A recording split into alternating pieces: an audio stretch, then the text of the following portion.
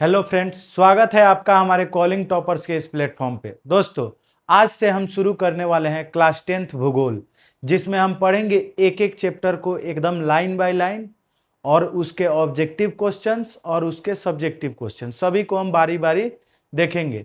तो इसी क्रम में आज हम शुरुआत करने वाले हैं हम अपने पहले चैप्टर से, जो कि है संसाधन एवं विकास। तो आइए इसी के साथ हम शुरू करते हैं और देखेंगे। पहले हम चैप्टर के बारे में समझेंगे कि संसाधन और उसका उपयोग क्या है, किन किन आधार पर बांटा गया है, कहाँ कहाँ उसके लिए संसाधन के संरक्षण के लिए सम्मेलन हुआ। इन सभी बातों को सीखते हुए हम बढ़ेंगे आगे, और उसके बाद इस चैप्टर को समाप्त करके ऑब्जेक्टिव क्वेश्चन करेंगे और सब्जेक्टिव क्वेश्चन करेंगे। तो आइए हम शुरुआत करते हैं अपने क्लास की। तो देखिए, सबसे पहले हम समझते हैं कि संसाधन क्या है और इसका विकास कैसे होगा। संसाधन एवं विकास, संसाधन क्या है और इसका विकास कैसे हो रहा है, ये समझेंगे। तो देखिए, सबसे पहले ये हम समझते हैं कि संसाधन क्या होता है। तो वे सभी वस्तुएं, प्रकृति में मौजूद वे सभी वस्तुएं जिनसे हम अपनी आवश्यकताओं की पूर्ति करते हैं, वे सभी क्या कहलाते हैं? संसाधन कहलाते हैं।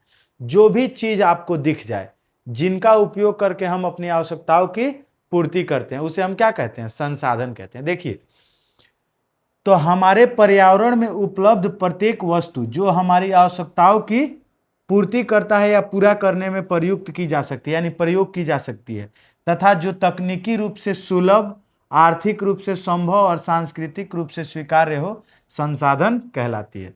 यानी कि इन पूरे बात का कहने का मतलब एक ही है कि प्रकृति में मौजूद वे सभी वस्तुएं जिनका उपयोग करके हम अपनी आवश्यकताओं की पूर्ति कर सकते हैं, संसाधन कहलाते हैं। याद रखेंगे। उसके बाद हम बढ़ते हैं। देखिए, संसाधन, आखिर में इसका संसाधन का निर्माण कैसे हो, संसाधन निर्माण की प्रक्रिया, संसाधन का निर्माण कैसे होता है। तो देखिए, संसाधनों का निर्माण निम्नलिखित 3 कारकों के आपसी संबंध से होता है। ये 3 कारक है जिनके आपसी संबंध से क्या हो जाता है? संसाधन का निर्माण हो जाता है। जैसे देखिए, प्रकृति, तो प्रकृति द्वारा हमें प्राकृतिक पदार्थ मिलता है। तो प्रकृति में क्या याद रखेंगे कि प्रकृति हमें प्राकृतिक पदार्थ प्रदान करती है। प्रौद्योगिकी यानी कि उद्योग जो होता है, इन पदार्थों को उपयोगी रूप में परिवर्तित करती है। जैसे यहाँ पे लकड़ी हो गया, प्रकृति हमें पेड़ पौधे के माध्यम से लकड़ी देती है। उस लकड़ी से हम यहाँ पे अब अपने अनुसार जो हमको चाहिए वो बनवाते हैं। बेंच, डेस्क, टेबल, कुर्सी, जो चाहिए उसको हम लोग बनवाते हैं। फिर उसके बाद संस्थाएं, जो अलग अलग संस्थाएं होती है, उनके नियंत्रण करती है, उनका विकास करती है, उनका वितरण करती है। तो संसाधनों के उपयोग, नियंत्रण और विकास में सहायता करती है। तो ये जैसे हम लोग पढ़ते हैं लोग इकोनॉमिक्स में, प्राथमिक क्षेत्र, द्वितीय क्षेत्र, तृतीय क्षेत्र, तो उसी तरह से प्रकृति हमें पदार्थ तैयार कराती है। पेड़ पौधा जो भी हो, प्रकृति हमें संसाधन मौजूद कराती, उसे हम उद्योग में अपने उपयोग के लायक बनाते हैं, और संस्थाएं क्या करती है? उनका जगह जगह पे वितरण का कार्य करती है। तो ये है संसाधन निर्माण की प्रक्रिया। तो आइए आगे बढ़ते हैं और देखते हैं संसाधनों का वर्गीकरण। तो देखिए, संसाधनों का वर्गीकरण जो है ये अलग अलग आधार पर किया गया है। जैसे देखिए, संसाधनों को उनकी प्रकृति और उपयोग के आधार पर 4 मुख्य भागों में बांटा गया। उनकी प्रकृति और उनका उपयोग कैसा है, इस आधार पर संसाधन को 4 भागों में बांटा गया। पहला, उत्पत्ति के आधार पर, जैव और अजैव। तो उत्पत्ति के आधार पर 2 भागों में बांटा गया है, पहला जैव, दूसरा अजैव। फिर उसके बाद समाप्तता के आधार पे, समाप्तता के आधार पे कहिए, या फिर इसी को हम कहते हैं उपयोगिता के आधार पे, तो इसको बांटा गया है नवीकरणीय और अनवीकरणीय संसाधन। तो पहले तो हो जाएगा उत्पत्ति के आधार पे 2 भाग में, जैव और अजैव। समाप्तता के आधार पे नवीकरणीय और अनवीकरणीय। फिर उसके बाद आता है स्वामित्व के आधार पे। स्वामित्व में नहीं देख रहे हैं, स्वामी शब्द आ रहा है, तो स्वामी किसी भी चीज का जो मालिक होता है स्वामी कहलाता है। तो मालिकाना हक के आधार पे 4 भागों में बांटा गया, व्यक्तिगत, सामुदायिक, राष्ट्रीय और अंतर्राष्ट्रीय। 4 भागों में बांटा गया है स्वामित्व के आधार पे। फिर उसके बाद आता है विकास के स्तर के आधार पे। विकास का जो स्तर है, संसाधनों का कैसा विकास हुआ है, उसके आधार पे संसाधन को 4 भागों में बांटा गया है। संभावित, विकसित, भंडार और संचित कोष। ये 4 भागों में संसाधनों को बांटा गया। तो हम लोग फिर से एक बार देखेंगे, संसाधनों का वर्गीकरण 4 आधार पे किया गया है। पहला, उत्पत्ति के आधार पे। उत्पत्ति के आधार पे 2 प्रकार का संसाधन, पहला जैव, दूसरा अजैव। फिर उसके बाद समाप्तता के आधार पे। समाप्तता के आधार पर भी संसाधन को दो भागों में बांटा गया है, पहला नवीकरणीय और दूसरा अनवीकरणीय। तीसरा है स्वामित्व के आधार पे। स्वामित्व के आधार पे संसाधन को चार भागों में बांटा गया, पहला व्यक्तिगत, दूसरा सामुदायिक, तीसरा उसके बाद हमारा हो जाएगा राष्ट्रीय और चौथा अंतर्राष्ट्रीय। फिर विकास के स्तर के आधार पे, विकास के स्तर के आधार पे भी संसाधन को चार भागों में बांटा गया, पहला संभावित, दूसरा विकसित, तीसरा भंडार और चौथा संचित। तो संसाधनों का वर्गीकरण क्लियर है। अब हम अलग अलग देखेंगे कि ये संसाधन का जो वितरण हुआ है वो, जैसे अभी हम लोग पढ़े हैं उत्पत्ति के आधार पर संसाधन दो भागों में, तो पहला जैव दूसरा अजैव। तो आखिर ये जो है पहला जैव और दूसरा अजैव, तो ये आखिर है, तो ये जैव संसाधन क्या होता है और अजैव संसाधन क्या होता है। तो देखिए, वे संसाधन जो हमें जीव मंडल से प्राप्त होते हैं तथा जिनमें जीवन पाया जाता है जैव संसाधन कहलाते हैं, जैसे मनुष्य, पशु, पौधे, मत्स्य आदि। तो जैव संसाधन में क्या याद रखेंगे, देखिए जैव में जीव आ रहा है, तो वे संसाधन जो जीव मंडल से यानी कि जैव मंडल से प्राप्त होते हैं उसे हम जैव संसाधन कहते हैं, जिसमें इसमें आ जाएगा प्राणी, मनुष्य, जीव जंतु, ये सभी जैव संसाधन के उदाहरण होंगे। फिर उसके बाद दूसरा आता है, देखिए उत्पत्ति के आधार पर दूसरा अजैव संसाधन। तो वे संसाधन जो निर्जीव पदार्थों के बने होते हैं तथा जिनमें जीवन नहीं होता है अजैव संसाधन कहलाते हैं। तो वे संसाधन जो हम निर्जीव वस्तुओं से प्राप्त करते हैं जिसमें जीवन नहीं होता है उसे हम अजैव संसाधन कहते हैं। अजैव संसाधन में देखिए चट्टान आ जाएगा, धातु आ जाएगा, खनिज आदि, ये सब कैसे संसाधन हो, तो ये सभी अजैव संसाधन होते हैं। फिर देखिए, फिर उसके बाद हमारा था कि हम समाप्तता के आधार पर संसाधन को कितने भाग में बांट रहे हैं, उपयोगिता के आधार पे तो दो भागों में, पहला नवीकरणीय संसाधन। तो आखिर ये नवीकरणीय संसाधन होता क्या है, तो वे संसाधन जिन्हें प्राकृतिक प्रक्रियाओं द्वारा पुनः उत्पन्न या पुनः उपयोग योग्य बनाया जा सकता है, नवीकरणीय संसाधन कहलाते हैं। जैसे देखिए सौर ऊर्जा, पवन ऊर्जा, जल। सौर ऊर्जा आज हम उसका यूज किए, कल भी यूज कर सकते हैं, तो ये पुनः इसका उपयोग किया जा सकता है। तो क्या याद रखेंगे, वे संसाधन जिसका हम पुनः उपयोग कर सकते हैं या पुनः उपयोग के लायक बना सकते हैं उसे हम नवीकरणीय संसाधन कहते हैं। दूसरा हमारा कौन सा है, उपयोगिता के आधार पर अनवीकरणीय संसाधन। तो ये अनवीकरणीय संसाधन क्या होता है, तो वे संसाधन जिनका भंडार सीमित होता है, यानी कि ये सीमित मात्रा में पाए जाते हैं तथा जिन्हें एक बार उपयोग करने के बाद पुनः प्राप्त नहीं किया जा सकता है। जिसका एक बार हम उपयोग कर लिए उसको पुनः उपयोग के लायक नहीं बचता है, यानी कि पुनः उसका उपयोग नहीं कर सकते हैं, किया जा सकता है, क्योंकि इन्हें बनने में लाखों साल लगते हैं, अनवीकरणीय संसाधन कहलाते हैं। तो सीधा सा बात याद रखना है, पूछा जाएगा ये कि अनवीकरणीय संसाधन क्या होता है, तो इतना हम लिखेंगे, वैसे संसाधन जिन्हें हम पुनः उपयोग नहीं कर सकते हैं या फिर जिन्हें पुनः उपयोग के लायक नहीं बनाया जा सकता है उसे हम अनवीकरणीय संसाधन कहते हैं। जैसे में आ जाएगा जीवाश्म ईंधन। जीवाश्म ईंधन में कोयला, पेट्रोलियम, प्राकृतिक गैस, ये सभी अनवीकरणीय संसाधन होते हैं। फिर उसके बाद था हमारा कि स्वामित्व के आधार पर संसाधनों को कितने भागों में बांटा गया है। स्वामित्व जो है इसके आधार पर संसाधनों को कितने भागों में बांटा गया है, तो देखिए स्वामित्व के आधार पर संसाधनों को चार भागों में बांटा गया था। पहला व्यक्तिगत संसाधन, तो नाम में ही छिपा है व्यक्तिगत संसाधन। तो ऐसे संसाधन जो निजी व्यक्ति के अधिकार क्षेत्र से प्राप्त होता है उसे हम निजी संसाधन यानी कि व्यक्तिगत संसाधन कहते हैं। जैसे देखिए वे संसाधन जिसका स्वामित्व निजी व्यक्तियों के पास होता है व्यक्तिगत संसाधन कहलाते हैं। एक लाइन का आंसर है व्यक्तिगत संसाधन क्या है, तो वे संसाधन जिसमें निजी व्यक्ति का अधिकार होता है उसे निजी संसाधन या फिर व्यक्तिगत संसाधन कहते हैं। जैसे किसी किसान की मकान, भूमि, कुआं आदि, किसी पर्सनल आदमी का बगीचा, ये क्या हो जाएगा, व्यक्तिगत संसाधन यानी कि निजी संसाधन। दूसरा है हमारा सामुदायिक संसाधन। अब समुदाय या समूह का संसाधन जो होगा वो सामुदायिक संसाधन। तो देखिए वे संसाधन जिनका उपयोग समुदाय के सभी सदस्य करते हैं सामुदायिक संसाधन कहलाते हैं। तो ऐसा भी हम बोल सकते हैं वे संसाधन जिस पे किसी समूह या समुदाय का अधिकार होता है उसे हम सामुदायिक संसाधन कहते हैं। उसके बाद देखिए इसके उदाहरण जैसे शमशान घाट हो गया, खेल का मैदान हो गया, सार्वजनिक पार्क हो गया, ये सब कैसे संसाधन हुए, तो ये सभी सामुदायिक या सामूहिक संसाधन होते हैं। फिर उसके बाद तीसरा हमारा है राष्ट्रीय संसाधन। तो किसी भी देश के अंदर मौजूद सभी संसाधन जो होते हैं वो राष्ट्रीय संसाधन कहलाते हैं। जैसे देखिए, वे सभी संसाधन जो किसी राष्ट्र की भौगोलिक सीमा के भीतर पाए जाते हैं तथा जिन पर सरकार का अधिकार होता है राष्ट्रीय संसाधन कहलाते हैं। तो जैसा कि मैंने पहले बताया, वे सभी संसाधन जो किसी राष्ट्र के अंदर पाया जाता है उसे हम राष्ट्रीय संसाधन कहते हैं। जैसे नदियां हो गया, वन हो गया, खनिज हो गया, सड़कें हो गई।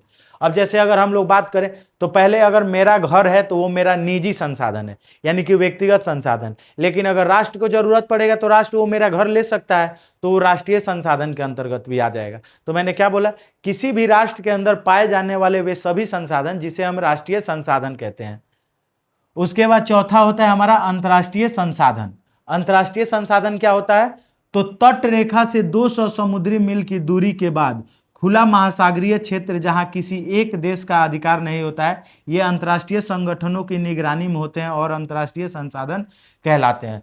तो क्या याद रखना है, वैसे संसाधन जिसपे किसी एक देश का अधिकार नहीं होता है बल्कि उसका उपयोग करने के लिए हमें अंतर्राष्ट्रीय संस्था से सहमति की आवश्यकता होती है, उसे हम अंतर्राष्ट्रीय संसाधन कहते हैं। जैसे अभी देखिए 200 समुद्री मील का जो क्षेत्र होता है उसके बाद का क्षेत्र वो किसी भी राष्ट्र के अधीन नहीं होता है, तो वो कैसा संसाधन होता है, अंतर्राष्ट्रीय संसाधन।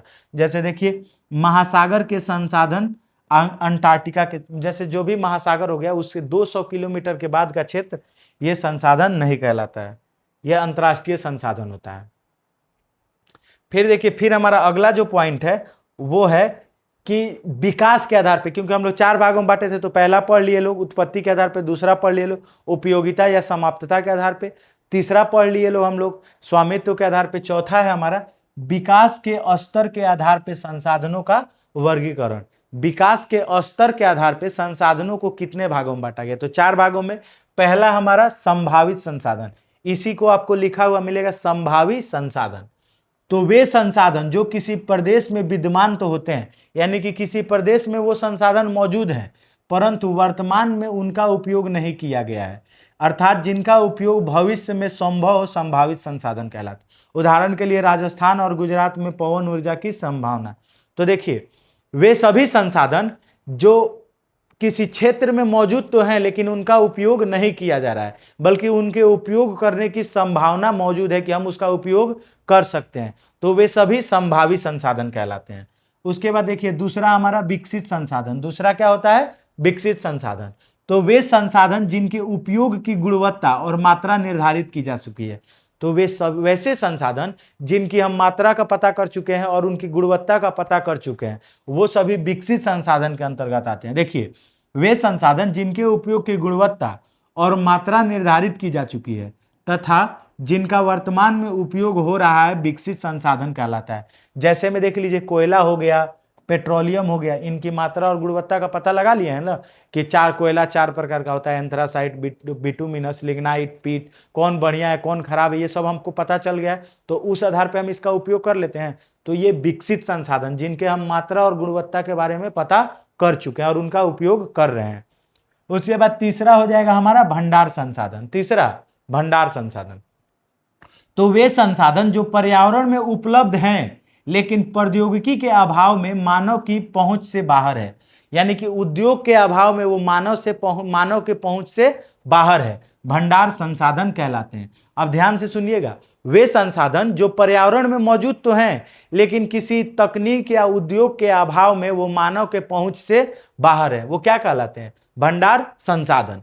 देखिए उदाहरण के लिए हाइड्रोजन को ईंधन के रूप में उपयोग करना, तो हाइड्रोजन को ईंधन के रूप में उपयोग करना किया जा सकता है, लेकिन अभी उपयोग करने के लिए जो तकनीक चाहिए, जो उद्योग चाहिए, वो विकसित नहीं किया गया है, तो ये कैसा संसाधन हो जाएगा, भंडार संसाधन। आप सभी के मन में जा रहा होगा कि आखिर ये नोट्स हम कहां से प्राप्त करें, तो आप टेलीग्राम पे जाएंगे और वहां पे लिखेंगे कॉलिंग टॉपर्स, जो हमारे यूट्यूब चैनल का नाम है वही हमारे टेलीग्राम चैनल का नाम है। आप सर्च करेंगे कॉलिंग टॉपर्स तो आएगा आपके सामने कॉलिंग टॉपर्स, उसको क्लिक करेंगे तो उसमें आपको ये फ्री नोट्स मिल जाएगा, एकदम बढ़िया से बनाया गया नोट्स है। इसके लिए भी आप जरूर टेलीग्राम चैनल को ज्वाइन करें, जितना भी क्लासेज होंगी इनका फ्री नोट्स आपको उस टेलीग्राम चैनल पे मिलेगा, तो जरूर उसको ज्वाइन कर ले।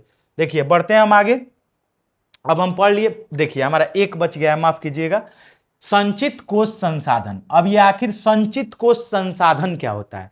तो देखिए, वे संसाधन जिन्हें वर्तमान में तकनीकी ज्ञान से उपयोग में लाया जा सकता है परंतु इसका उपयोग अभी प्रारंभ नहीं हुआ है, संचित संसाधन कहलाते हैं। तो देखिए, वे संसाधन जिसका वर्तमान में तकनीकी ज्ञान से उपयोग में लाया जा सकता है, उपयोग में लाया जा सकता है लेकिन लाया नहीं जा रहा है, लाया अभी प्रारंभ नहीं हुआ यानी कि लाया नहीं जा रहा है, ये संचित संसाधन कहलाते हैं। उदाहरण के लिए, समुद्र के पानी में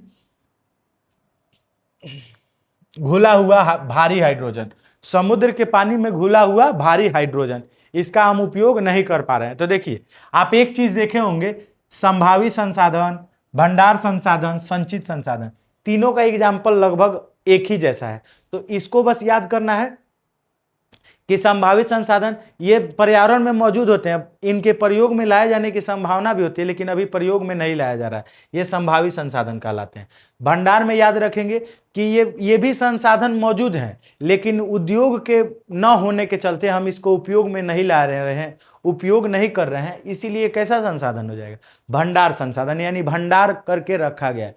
उसके बाद संचित कोश संसाधन, तो वे संसाधन जिनके उपयोग में लाए जाने की संभावना है लेकिन तकनीक के अभाव में हम उसको उपयोग में नहीं ला रहे हैं, ऐसे संसाधन को हम संचित कोश संसाधन कहते हैं। याद रखेंगे बात को।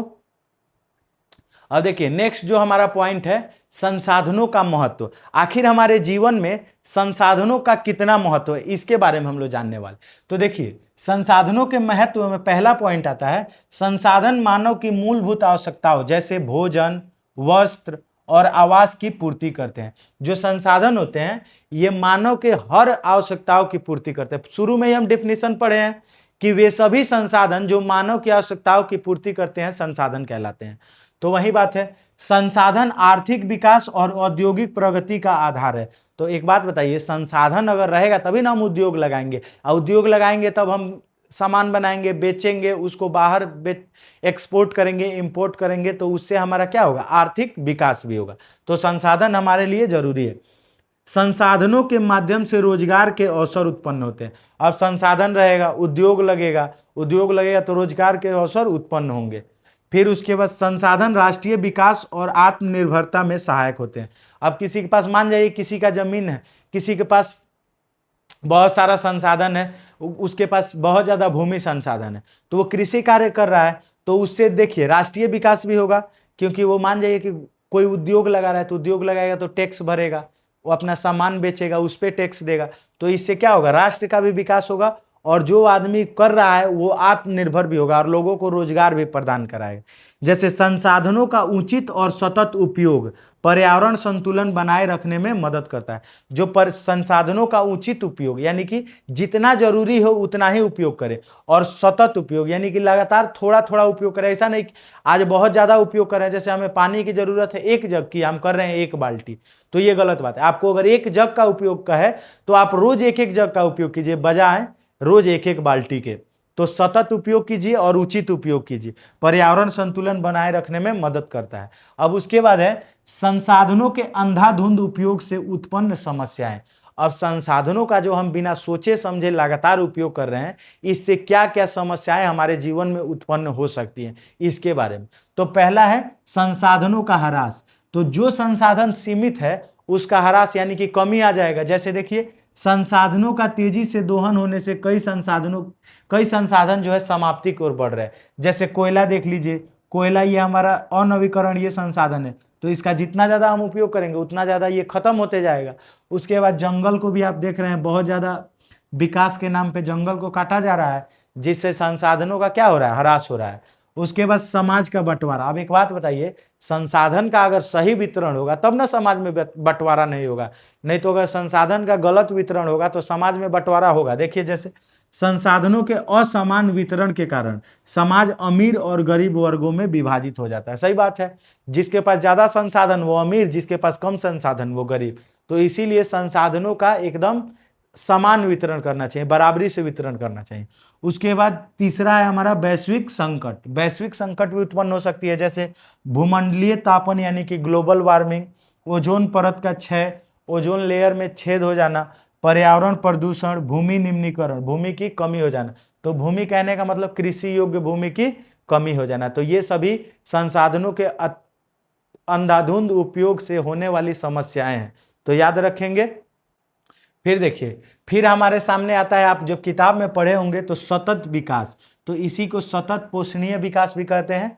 तो सतत पोषणीय विकास आखिर में होता क्या है, सतत विकास होता क्या है। एग्जाम में भी क्वेश्चन पूछता है कि सतत विकास की अवधारणा से आप क्या समझते हैं। तो देखिए, संसाधनों का ऐसा विकास किया जाए जो पर्यावरण को बिना क्षति पहुंचाए किया जाए तथा वर्तमान की पीढ़ी की आवश्यकताओं की पूर्ति इस प्रकार हो कि भविष्य की पीढ़ियों की आवश्यकताओं से समझौता न हो, सतत पोषणीय विकास कहलाता है। यानी कि देखिए, अभी हमारे पास जो भी संसाधन मौजूद है उसका इस प्रकार से हम उपयोग करें कि वर्तमान पीढ़ी भी उसका अच्छे ढंग से लाभ उठा सके और भविष्य की पीढ़ी को भी अपने जरूरत से समझौता न करना पड़े। तो उसे हम उस विकास को क्या कहते हैं, सतत पोषणीय विकास कहते हैं। तो देख लीजिए, संसाधनों का ऐसा विकास जो पर्यावरण को बिना क्षति पहुंचाए किया जाए तथा वर्तमान पीढ़ी की आवश्यकताओं की पूर्ति इस प्रकार हो कि भविष्य की पीढ़ी की आवश्यकताओं से समझौता न हो,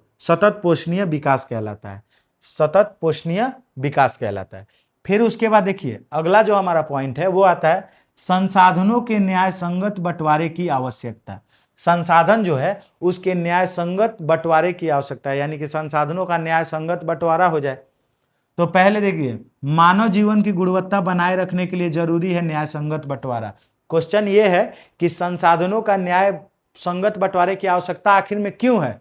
तो पहला, मानव जीवन के गुणवत्ता को बनाए रखने के लिए। दूसरा, सामाजिक एवं आर्थिक असमानता को कम करने के लिए। जो समाज के अंतर असमानता है सामाजिक और आर्थिक रूप से, उसको कम किया जाए। फिर उसके बाद विश्व शांति बनाए रखने के लिए, विश्व में शांति बनाए रखने, संसाधन का सही ढंग से उपयोग होगा तो ग्लोबल वार्मिंग, ओजोन परत का क्षय जैसी समस्याएं नहीं होगी और विश्व में शांति बना रहेगा।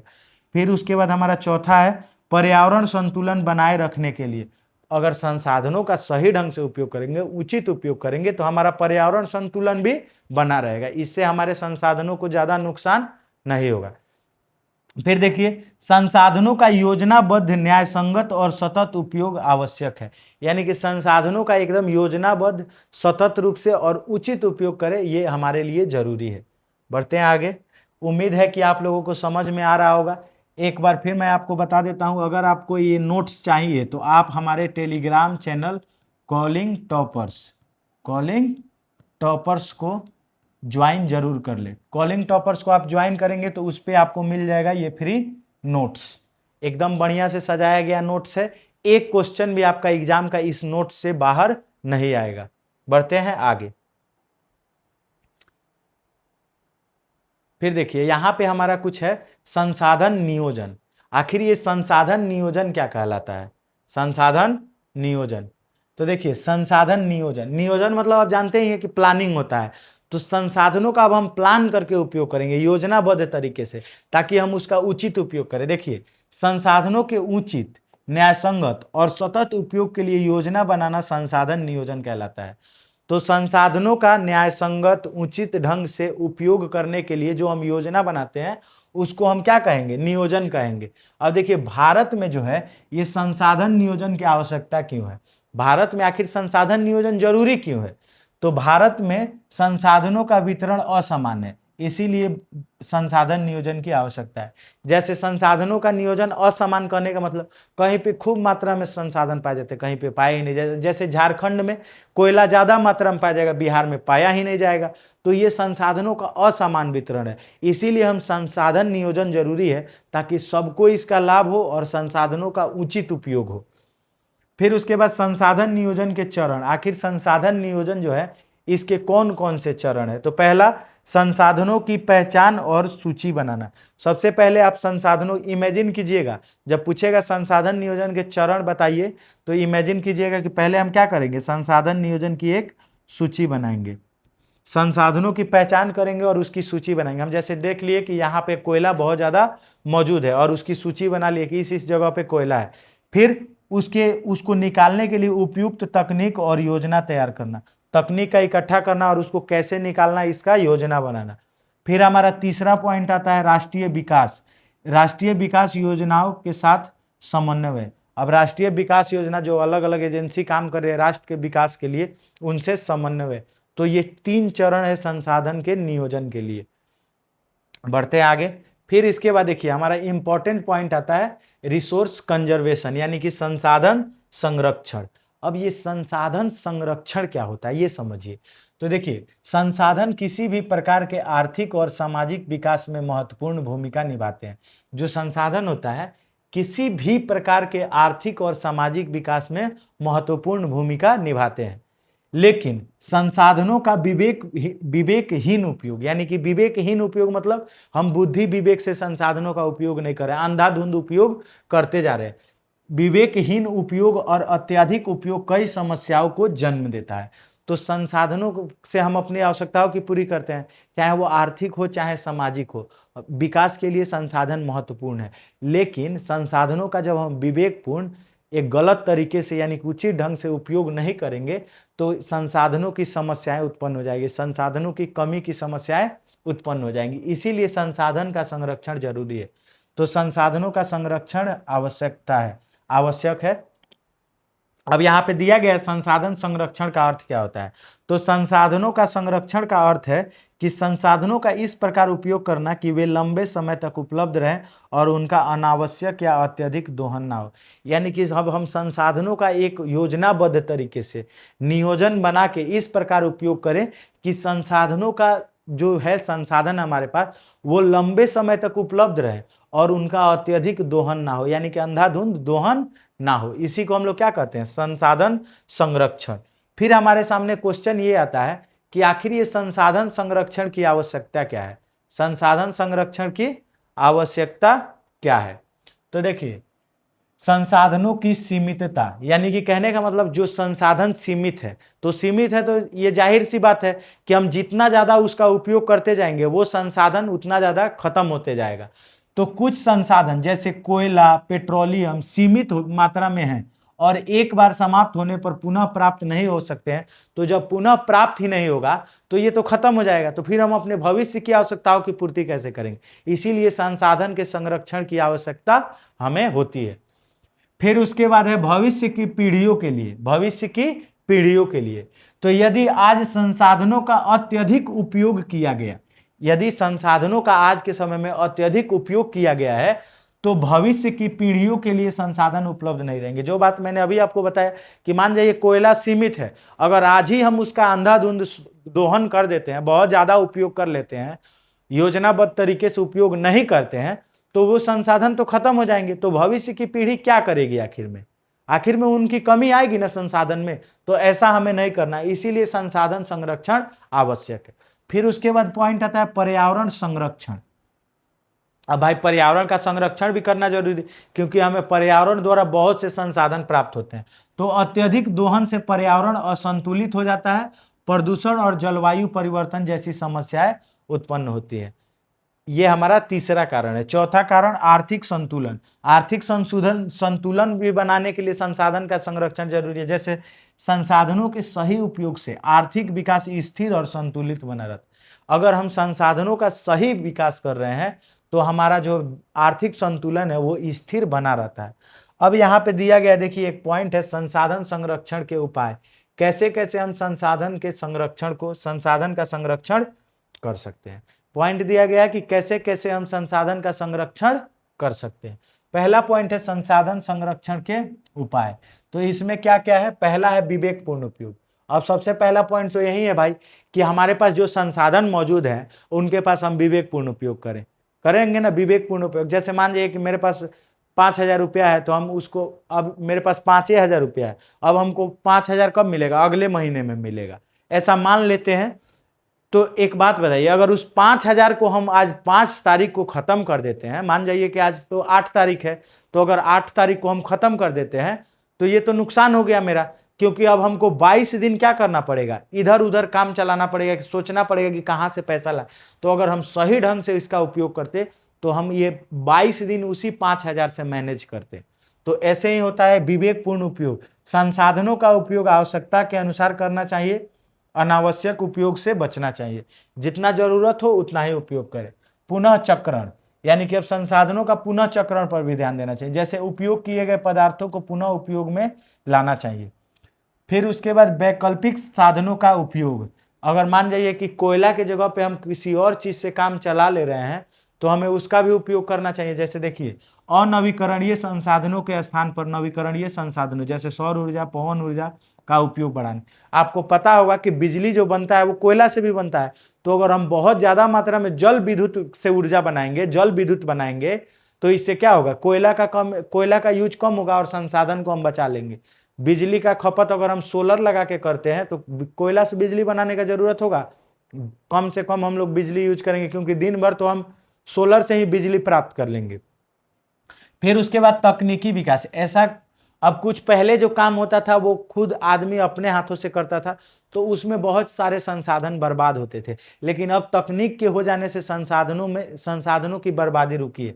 जैसे नई तकनीक का उपयोग करके संसाधनों का बेहतर और कम हानि के साथ उपयोग करना चाहिए, तो ये संसाधन संरक्षण के उपाय हैं। फिर उसके बाद जन जागरूकता, तो हमें जन जागरूकता फैलानी चाहिए कि हमें संसाधन का संरक्षण करना आवश्यक है, क्योंकि हमारे पास जो संसाधन मौजूद है इसमें से बहुत से संसाधन ऐसे हैं जो सीमित है और उनका उपयोग हमें सोच समझ के करते रहना चाहिए। आपको क्लास समझ में आ रहा होगा तो आप लोग चैनल से जरूर जुड़िएगा, अपने दोस्तों के पास भी शेयर कीजिए। ऐसे ही खूब बढ़िया जबरदस्त नोट्स के साथ हम लोग अपने पूरे क्लास को एकदम बेहतरीन ढंग से पढ़ेंगे। तो जुड़ जाइए आपके अपने यूट्यूब चैनल कॉलिंग टॉपर्स के साथ और सब्सक्राइब कीजिए चैनल को और शेयर कीजिए। देखिए फिर हमारा अगला है, लोगों को संसाधन के महत्व और संरक्षण के बारे में जागरूक करना आवश्यक है।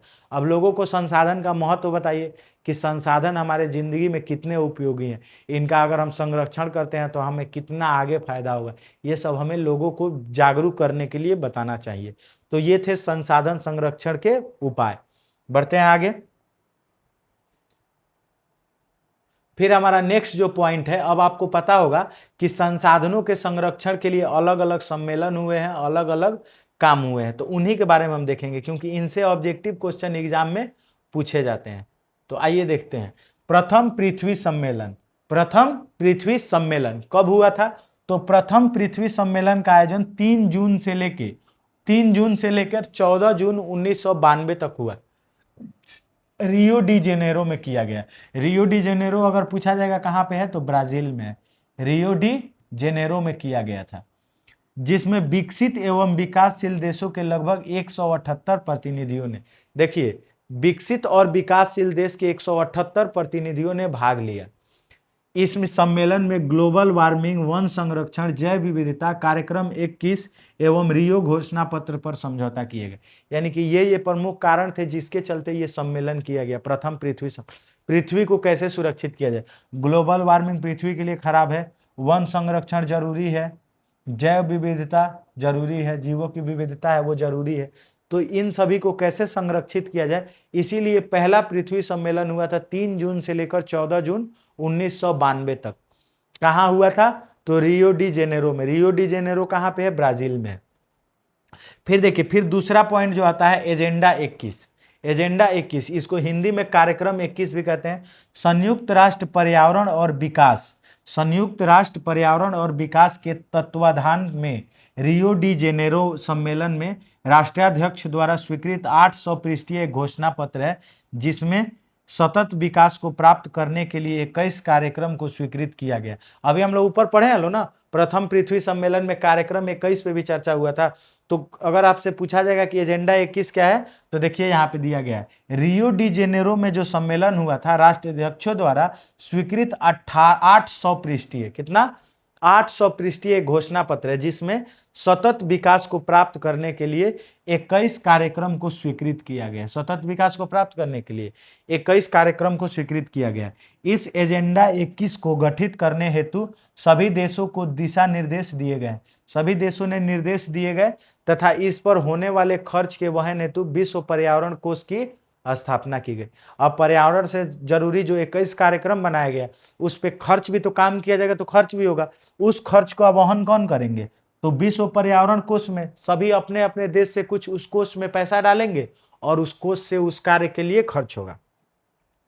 तो विश्व प्रथम पृथ्वी सम्मेलन और एजेंडा 21 क्लियर है। बढ़ते हैं आगे। देखिए अब हमारे पास यहाँ पे है द्वितीय पृथ्वी सम्मेलन। द्वितीय पृथ्वी सम्मेलन ये कब हुआ था? तो द्वितीय पृथ्वी सम्मेलन का आयोजन 23 से 27 जून 1997, 23 से 27 जून 1997, 5-5 साल के गैप में होता है। जैसे पहला 1992 तो दूसरा 1997 को न्यूयॉर्क में, कहाँ पे? को न्यूयॉर्क में प्रथम सम्मेलन के मूल्यांकन के लिए 5 वर्ष आयोजित हुआ। अब जो पहला सम्मेलन हुआ था 1992 में, उससे हमें क्या लाभ हुआ, क्या हानि हुआ, क्या हम सोचे थे वो नहीं प्राप्त कर पाए, इसके मूल्यांकन के लिए 5 साल बाद फिर से आयोजित किया गया। इसे +5 सम्मेलन भी कहा जाता है, क्योंकि 5 साल बाद 92 से 97 5 साल प्लस हो गया, इसीलिए इसे क्या कहा जाता है? +5 सम्मेलन भी कहा जाता है। फिर उसके बाद आता है हमारा क्योटो सम्मेलन। क्योटो सम्मेलन जो है दिसंबर 1997 में पृथ्वी को ग्लोबल वार्मिंग से बचाने के लिए, इससे एग्जाम में क्वेश्चन पूछता है तो ध्यान रखेंगे। क्योटो सम्मेलन कब हुआ था? तो दिसंबर 1997 में। किस कारण इसका क्या था? तो ग्लोबल वार्मिंग से बचाने के लिए। जापान के क्योटो में, क्योटो कहाँ पे है? तो जापान में सम्मेलन आयोजित हुए, जिसमें 159 देश, कितने देश? 159 देशों ने भाग लिया।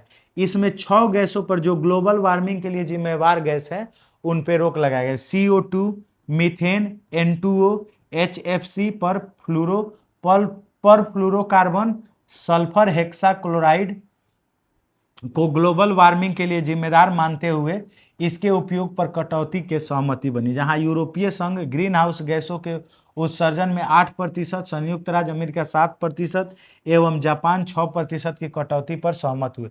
अब ये कटौती पर सहमत हुए यानी कि जो उपयोग कर रहे हैं उसमें इतना का रिड्यूस ला देंगे। अगर वो 100% पूरा उपयोग कर रहे हैं तो अब वो 92% का ही उपयोग करेंगे।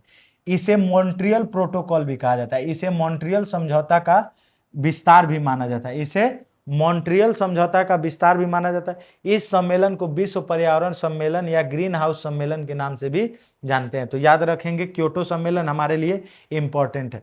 6 गैस, कौन कौन गैस? क्योटो सम्मेलन कहाँ हुआ था, कितने देश भाग लिए थे, और उसके बाद इसको क्या, किस नाम से जाना जाता है? तो विश्व पर्यावरण सम्मेलन या फिर ग्रीन हाउस सम्मेलन के नाम से भी जाना जाता है। फिर देखिए, फिर उसके बाद आता है हमारा तृतीय पृथ्वी सम्मेलन। कौन सा?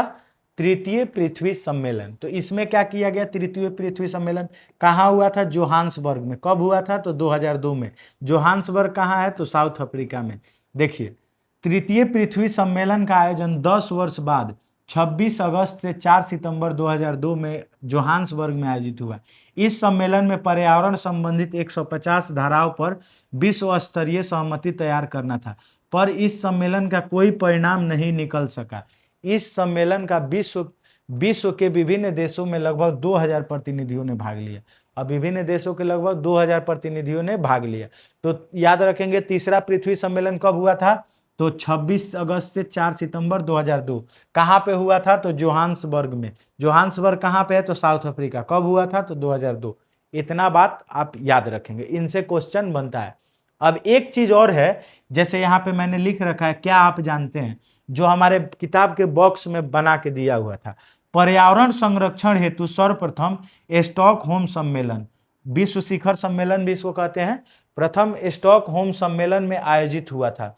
इसी सम्मेलन के पश्चात प्रतिवर्ष 5 जून को पर्यावरण दिवस के रूप में मनाया जाता है। याद रखिएगा, 5 जून को पर्यावरण दिवस के रूप में हम लोग मनाते हैं, और इसी को विश्व शिखर सम्मेलन भी कहते हैं। विश्व शिखर सम्मेलन भी कहते हैं, याद रखेंगे। तो याद रखिएगा, इससे क्वेश्चन पूछता है, एक बार पूछता है ये भी, क्या आप जानते हैं कि डाकुओं की अर्थव्यवस्था क्या कहलाती है? जो डाकुओं की अर्थव्यवस्था होती है क्या कहलाती है? तो मानव एवं तकनीक की शोषणात्मक दोहन प्रवृत्ति।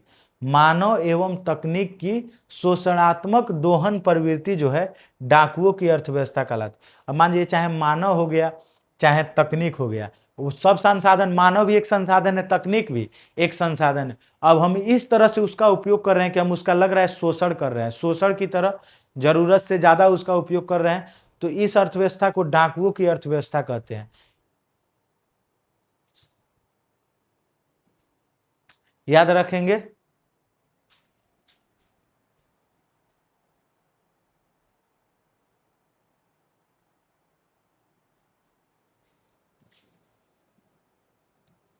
अब ये डाकुओं की अर्थव्यवस्था जो है ये संसाधनों के विदोहन पर भी लागू होता है, इस बात को भी याद रखेंगे। तो ये तो हो गया जो मेरे नोट्स में अवेलेबल बात है, मैंने आपको सभी पॉइंट समझा दिए। किताब आप अगर खोल के देखेंगे तो एवरी सिंगल पॉइंट मैंने आपको समझा दिए हैं। कुछ पॉइंट जो बचा हुआ है जैसे ऑब्जेक्टिव क्वेश्चन जहां से बनते हैं वो मैं आपको समझा देता हूं कि कहां से क्वेश्चन बनते हैं ऑब्जेक्टिव क्वेश्चन। जैसे देखिए एक क्वेश्चन पहला जो बनेगा हमारा, पूछा जाएगा कि संसाधन होते नहीं बनते हैं, संसाधन होते नहीं बनते हैं, ये किसने कहा था? पहला बात, संसाधन होते नहीं बनते हैं, संसाधन होते नहीं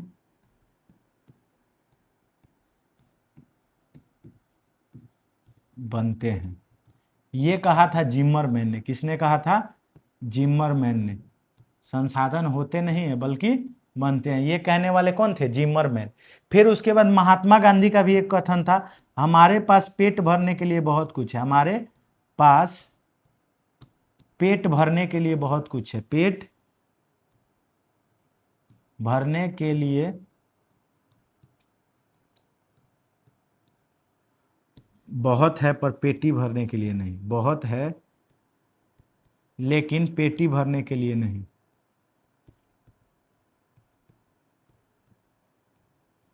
पेटी भरने के लिए नहीं, पेट भरने के लिए बहुत कुछ है लेकिन पेटी भरने के लिए नहीं है, पेटी भरने के लिए नहीं है। ये किसने कहा था? तो याद रखेंगे ये कहा था महात्मा गांधी ने। महात्मा गांधी जी ने कहा था कि हमारे पास पेट भरने के लिए तो बहुत कुछ है लेकिन पेटी भरने के लिए कुछ भी नहीं है। तो ये दो बात ऑब्जेक्टिव क्वेश्चन बनता है, याद रखेंगे। फिर एक क्वेश्चन बनता है कि जो हमारा ये हुआ था चिपको आंदोलन, चिपको आंदोलन के नेता कौन थे? चिपको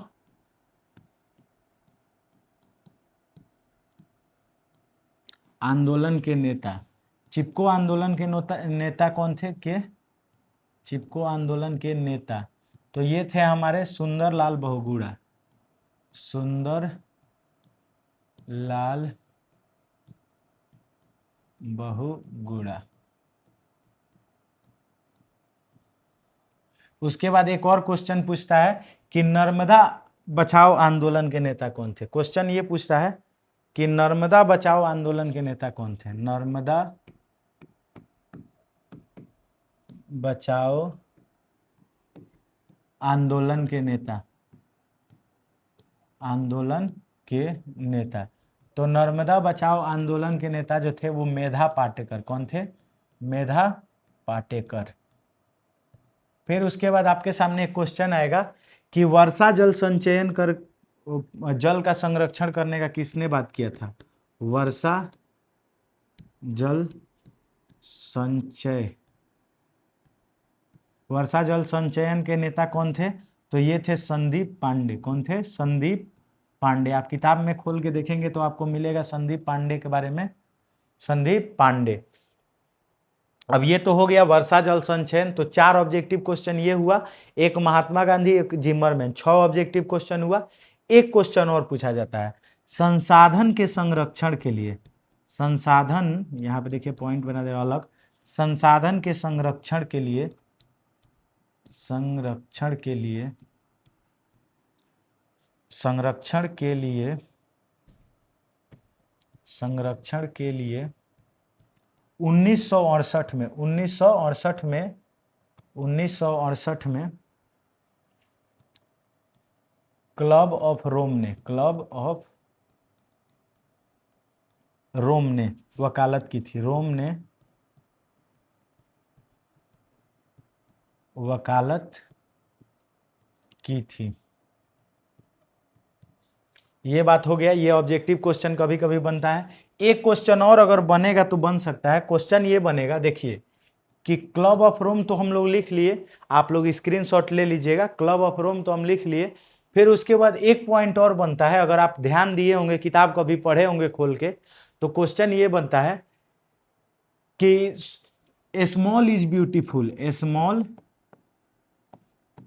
is beautiful, small is beautiful पुस्तक किसकी है? स्मॉल इज ब्यूटीफुल पुस्तक किसकी है? तो सुमशेर की है, सुमशेर। ये किताब में हमारे चर्चा है, तो क्या गारंटी बिहार सरकार का कब क्वेश्चन बना ले। तो शमशेर इज ब्यूटीफुल पुस्तक के लेखक, शमशेर इज बोल रहे हैं, स्मॉल इज ब्यूटीफुल पुस्तक के लेखक शमशेर।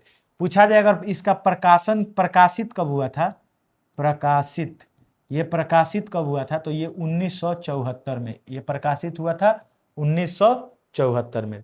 तो ये कुछ इंपॉर्टेंट कंसेप्ट थे जिनसे हमारे एग्जाम में क्वेश्चन बनते हैं, तो आप ध्यान रखेंगे। अगर बाकी कुछ इस चैप्टर में बचता है, अगर एक दो ऑब्जेक्टिव क्वेश्चन मान लीजिए छूट भी जाता है, तो हम लोग उसको कल के वीडियो में हम ऑब्जेक्टिव क्वेश्चन इस चैप्टर का, ऑब्जेक्टिव और सब्जेक्टिव दोनों क्वेश्चन हम लोग कल के वीडियो में करेंगे। तो चैनल से जुड़ जाइए, सब्सक्राइब कर लीजिए, शेयर कर लीजिए और अपने दोस्तों के पास भी जरूर भेज दीजिए। और नोट्स के लिए अगर आपको चाहिए नोट्स, देख लीजिए कितना ज़बरदस्त नोट्स है। अगर ये नोट्स आपको चाहिए तो आप हमारे टेलीग्राम चैनल, टेलीग्राम जो है इसमें कॉलिंग टॉपर्स सर्च कीजिए, कॉलिंग टॉपर्स, ये पूरा नोट्स आपको वहीं पे मिलेगा, वो भी फ्री ऑफ कॉस्ट।